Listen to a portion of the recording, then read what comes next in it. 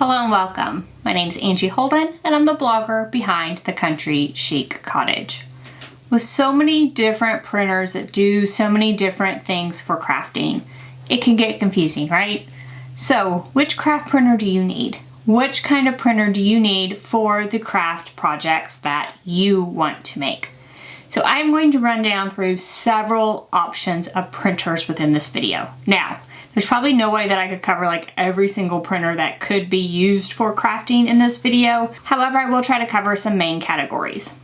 And then after I go through those categories, I will talk at the end about how to choose the right printer for your needs.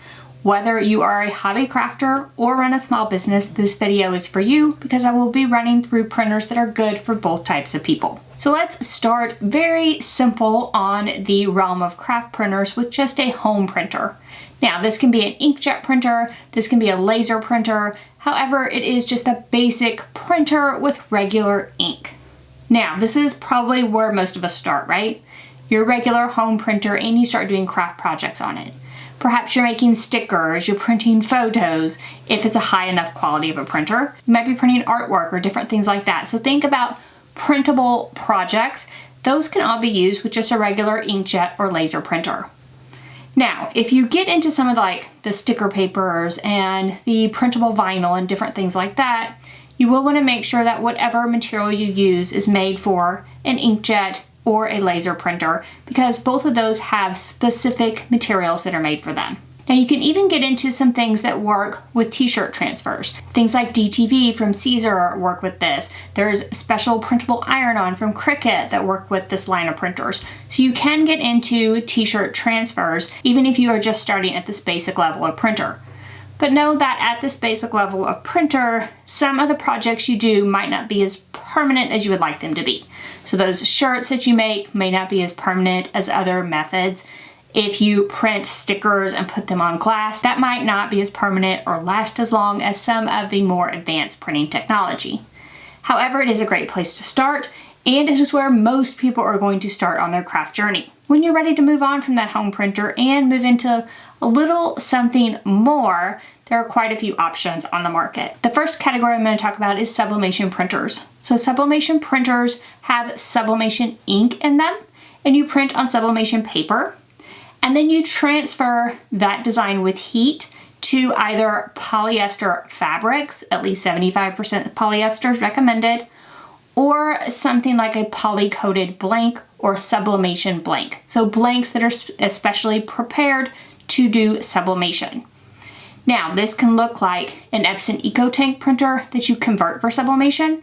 This can look like the Epson F170, a Sawgrass printer, or a Brother SP1. Now those are the main sublimation printers on the market, and this can look like any of those. Those all kind of fall into that sublimation printer category, but there are a variety of pros and cons to each one. I do have another video with some comparisons for you, and I will link to that in the description below this video. But no, if you want to jump into sublimation, then a sublimation printer is a great way to do that, and you can get into that fairly inexpensively. Now, kind of within that category, I just reviewed the Sawgrass Versiflex printer, which is new to the market.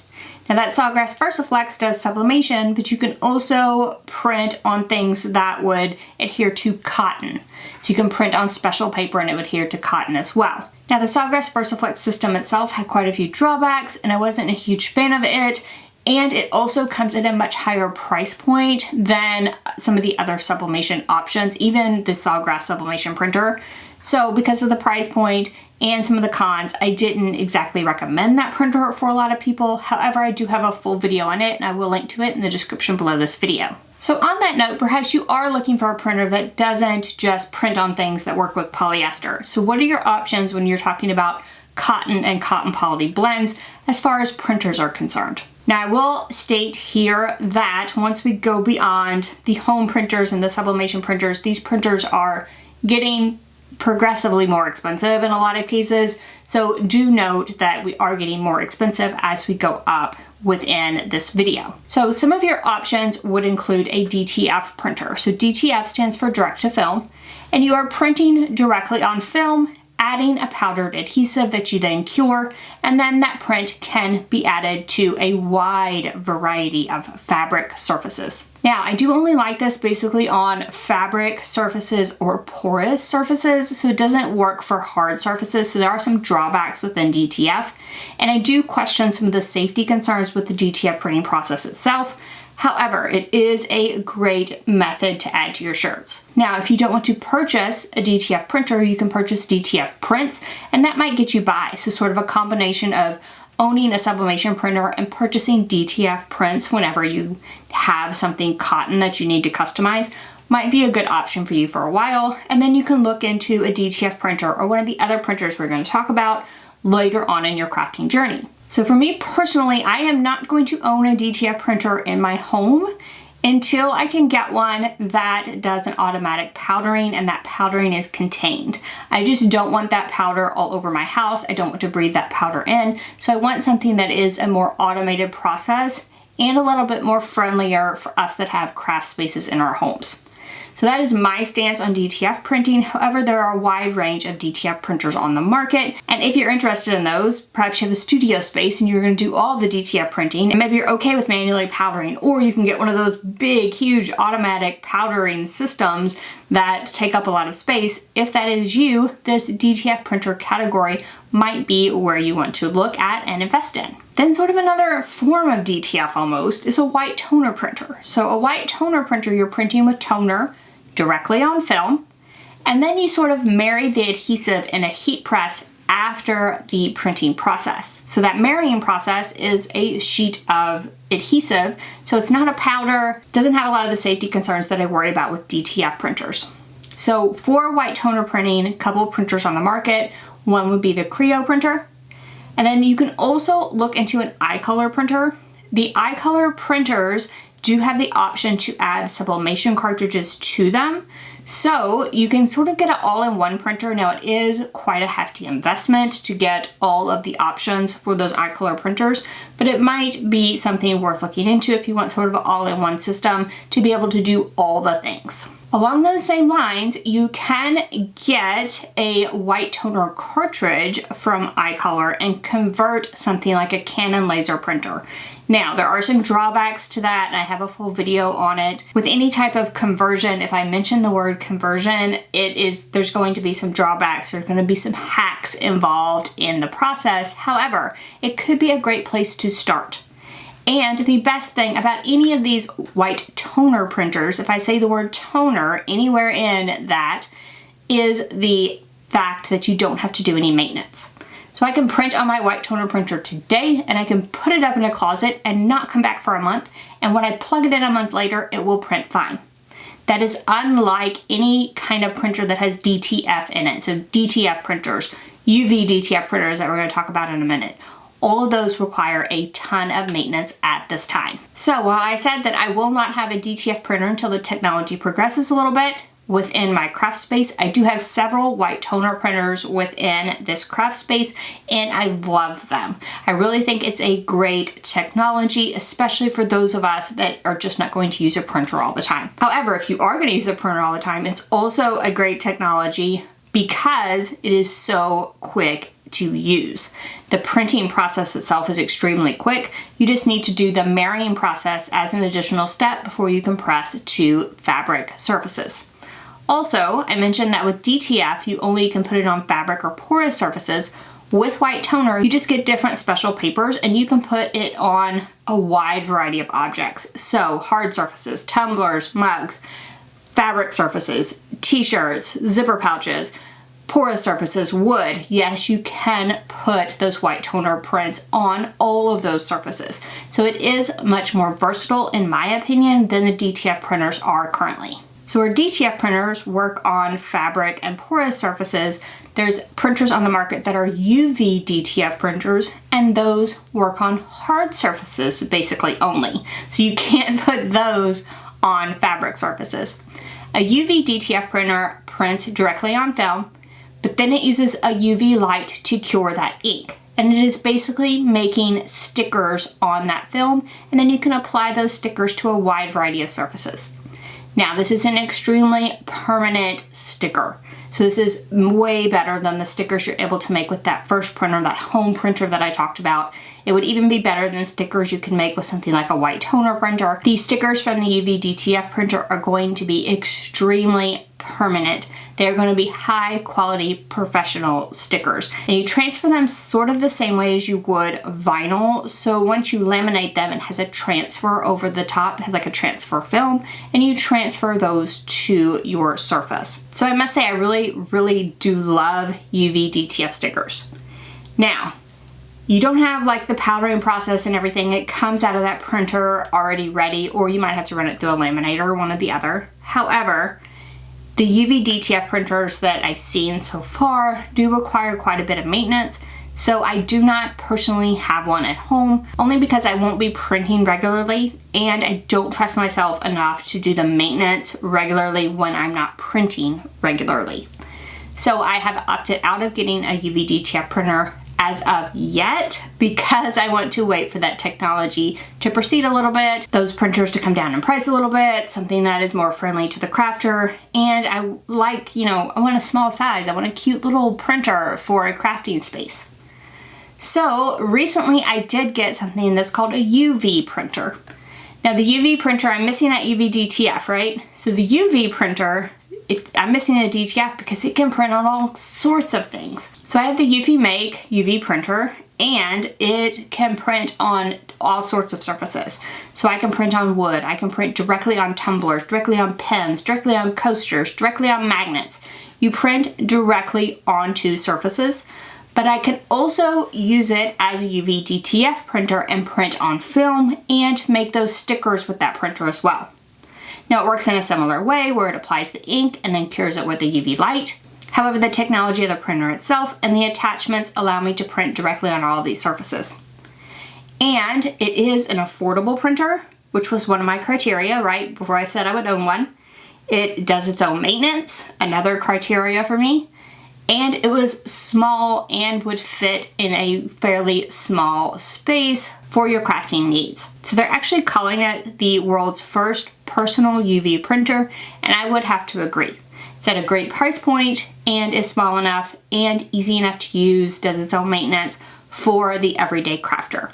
So that's another sort of printer that we can add to this list of things that you can put on your wish list almost for different printers that you might want in your crafting space. So then the last type of printer that I'm going to sort of talk about within this video is a DTG printer. And DTG stands for direct to garment. So that is where you can print directly on a shirt. Now, the shirts have to be pre-treated. A lot of these printers are very large and therefore very expensive.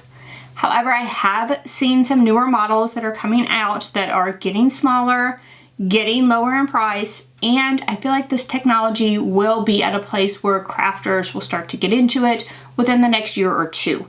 I feel like this is really coming down to that crafting level. So look out for DTG. Yes, you have to have sort of pre-treated shirts, or you need to pre-treat your own shirts. However, printing directly on the shirt can offer a ton of benefits. And eventually, I might start reviewing some of those on this YouTube channel, so that may be coming as well. All right, so that was a lot of tech talk, right? So, which printer is for you? Let's talk about the types of crafts that maybe you make. This would be where I would start to decide which printer you need. So what type of crafts do you make? Do you just print out stickers that you use for like scrapbooking? A craft printer, just an inkjet or a laser printer, a home printer is going to be perfect for you. Do you print like printables where you're printing and then you do a print and cut design on your Cricut for like labels or boxes, different things like that? Again, a home printer is going to be perfect for you. And choosing between an inkjet and a laser is, to me, sort of a personal preference. I prefer inkjet printers, and I do like ones that print photo quality prints so that I can print photographs at home for my projects or just to use around the house.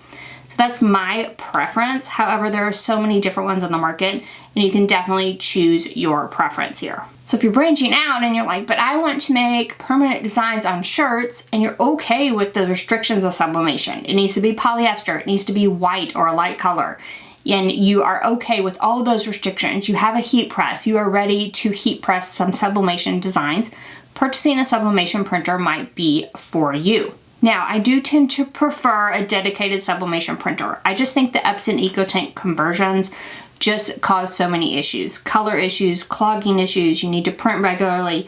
Just not a huge fan of the Epson EcoTank conversions. So for me, my go-tos are either the Brother SP1 sublimation printer or the Epson F170 sublimation printer. These Sawgrass printers, while they are a great printer, there's just been some software issues lately that has made me pull back from using that printer at all. I have the software issues myself. I've heard from you, you're having software issues, so I have pulled back from using that in my videos.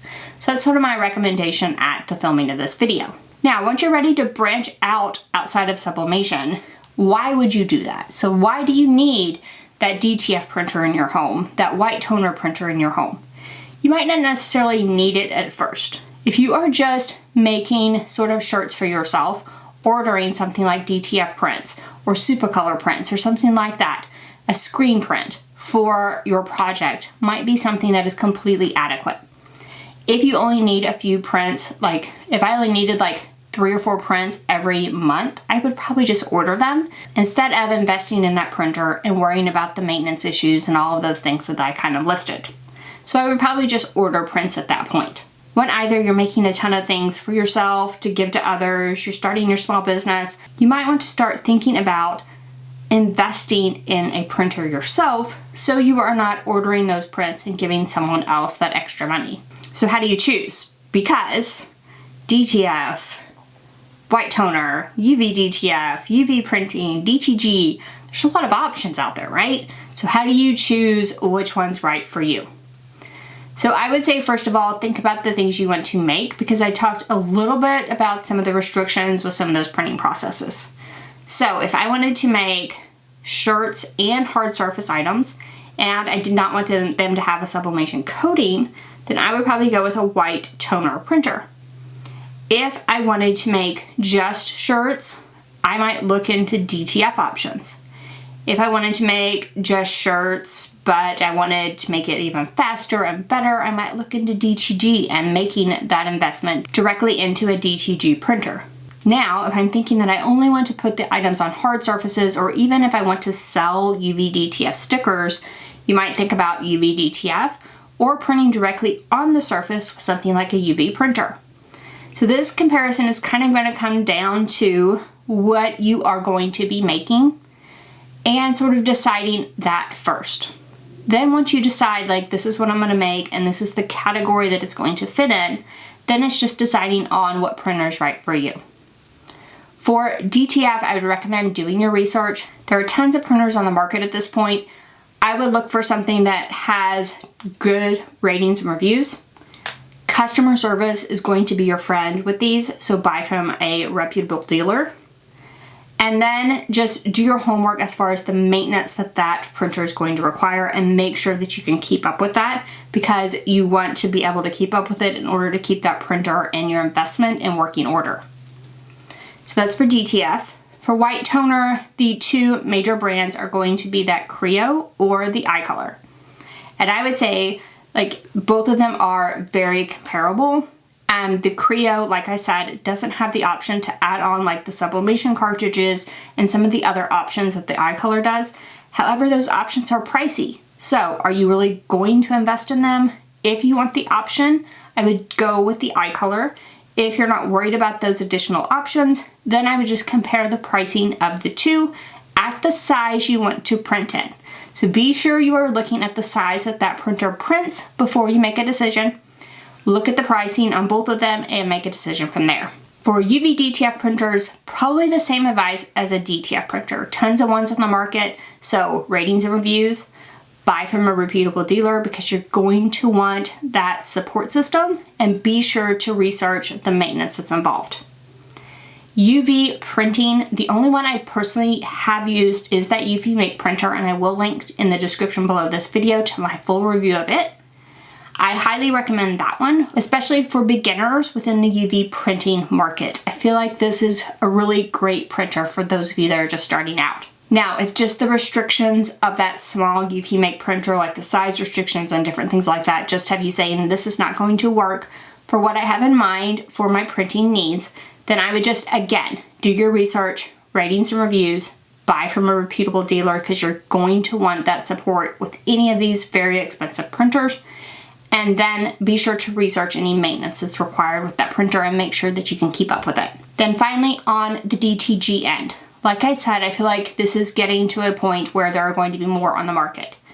Epson has released a smallish DTG printer, and it could be a good option for you. So I would encourage you to, if you're a beginner to DTG and really want to get into it, looking for a beginner size and priced printer, you might check out Epson and see what they're coming out with. They have some recent additions to the market that you might want to take a look at. Now, if you have a ton to invest, there are way more options on the market when it comes to DTG, so feel free to do your research within the DTG market if you have more money to invest and want something larger, can do more shirts at a time, that type of thing. So finally, when you're choosing a printer, I do want to remind you to look at the size restrictions for the printing on anything that you're choosing.